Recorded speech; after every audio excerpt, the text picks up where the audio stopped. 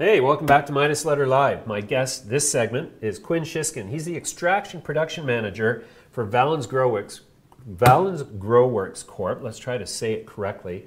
Trading on the CSE under the symbol VGW. Quinn, thanks for joining me today. Thanks for having me today, James. So, Quinn, I'm assuming as the Extraction Production Manager, you must be quite the expert in extracts and production of extracts. That is correct. Yeah, I've been in the field for a little while here, and yeah, we pride ourselves on high production and high quality extracts out of our place. Sure. Now, every extractor under the sun lays claim to the mantle of best quality extract. Yes. And from my experience as an extract consumer, quality means different things to different people. To a medical user who's focused on CBD ingestion using extracts as an ingredient that they're going to drink, it's one thing. For somebody who's looking for a anxiety defeating high or an appetite lift, who's looking for more THC, it means another thing. So when you say best quality extracts, what do you mean from the standpoint of Valens Grow? So it's really important about our feedstock that we're putting into our extraction process, and it's really specific what we do for strain development to extract. So, and you have to put the biochemical contents of the cannabis into in effect. So once you do that, you can really develop strain specific and oil specific for different ailments and medical benefits, or mood elevating, or mood I guess de-elevating for if you want to go to sleep and stuff. So we really pride ourselves to have different developed ratios of cannabis oils and stuff to hit all the different ailments and medical benefits. Mm-hmm. Okay, so from a producer's perspective, quality means giving the people what they need, I guess. That's right, yeah, exactly. Yeah. So to what extent is the entourage effect important in the ultimate extract ingredient? I've seen lots of stuff suggesting that, CBDs without THCs and vice versa are not going to get the uptake in the endocannabinoid system if they're isolated from each other. And perhaps that's not necessarily the focus of somebody who's focused on making the extracts, but is that an important component of what you consider in creating the finished product? Definitely, yeah. There's lots of studies coming out on the THC are helping out the CBD and vice versa. Also, terpenes and stuff like that is really important in the medical benefits as well. So lots of new studies on that about having the three combinations together to hit all the different highs or whatever the medical benefits you need. Sure. What is the Valens Grow sort of approach towards recreational legalization in the context of extracts? That's going to be great for us. So we're exploring international markets right now. So when legalization happens, we'll be able to keep our extracts in-house and be able to service Canada and trying to be a leader in the sector in-house here. Mm-hmm.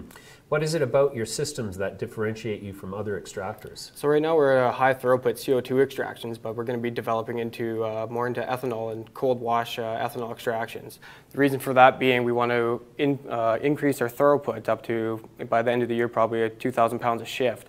So doing the extracts that way in the ethanol, we really increase our throughput, daily throughput. So as the extraction process develops and the Canadian market matures, we'll be able to hit all different kind of segments, especially when the hemp regulations change. So we'll be able to extract high quantities of CBD as well doing the ethanol extractions. Mm-hmm. And yeah, we just want to be a leader in the throughput. That's where we're going to differentiate. Okay.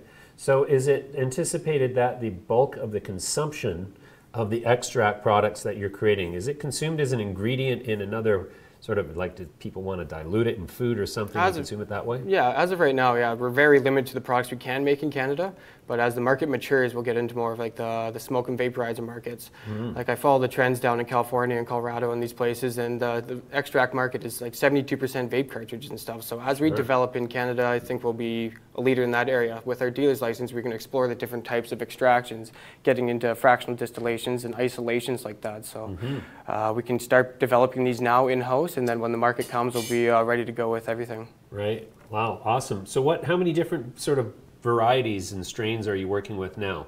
Right now we have 5 different strains that we're developing, but we've got a bunch of new ones coming in as we speak. So we're going to have probably around 10 by the Q3 probably. Sure. So you guys only started oil production in, I guess it was March this year. Yeah.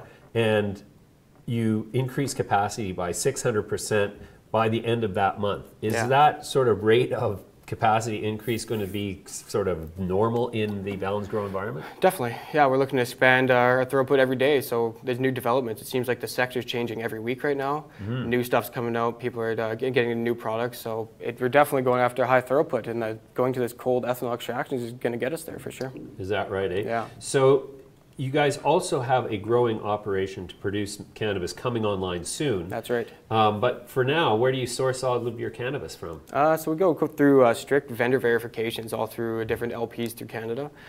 We want to go for like GMP quality extracts, so we have to do a very strict verifications on where we get our feedstock. So yeah, we've been visiting a lot of different LPs, and now we got that joint venture or partnership with Speakeasy. So those guys are after producing very high quality flower out of their place. So we're excited about that as well. Okay, so you're going to take output from a whole bunch of different LPs going forward. Yeah. Does that leave you sort of reliant on LPs, or does the existence of your own sort of growing operation give you a little bit of cushion from that? It cushions, and then Canopy Growth is also with that venture we have with them as well. They give us a lot of feedstock from them, so they keep us very, very busy. Right. And then once our greenhouse comes online, we'll have endless feedstock for our operations. Wow. So Canopy is currently your biggest provider of feedstock? Yeah, definitely. Yeah. Well, that's great. What is the sort of branding outlook for you guys? Are you going to brand your own products using, you know, sort of unique, different consumer-facing brands? Or are you going to partner with somebody else for that, supply it as a white label sort of solution for them? We're going to have both options, actually. So we're going to do toll processing and then white label option, and then we will have our own branding. It's very limited to what we can brand with the regulations in Canada. But yeah, we're going to have multiple brands of ourselves and then the white label as well. Oh, fantastic.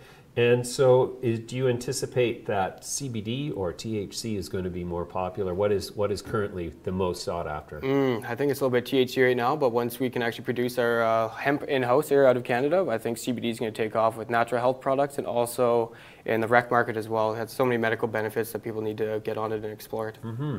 There's a lot of companies that are sort of angling and positioning to grow hemp. Yeah. In other words, THC below 0.02%.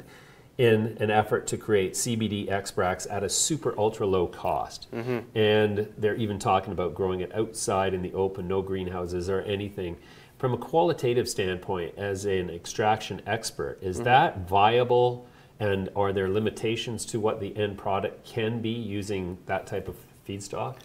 No, I don't think so. I think that outdoor agriculture has been around a long time. So if they follow the GACP, which is the good agricultural practice, it's no problem for the feedstock. There's so many refining and isolation process. You're refining the cannabinoids down so much that it's pretty much we can do pesticide remediation or anything that heavy metals we can take out. So if there's any problem, that we can have solutions for it too. All right, that's great. We're going to leave it there for now. Quinn, thanks for the update, and we'll come back to you soon. Great, thanks for having me.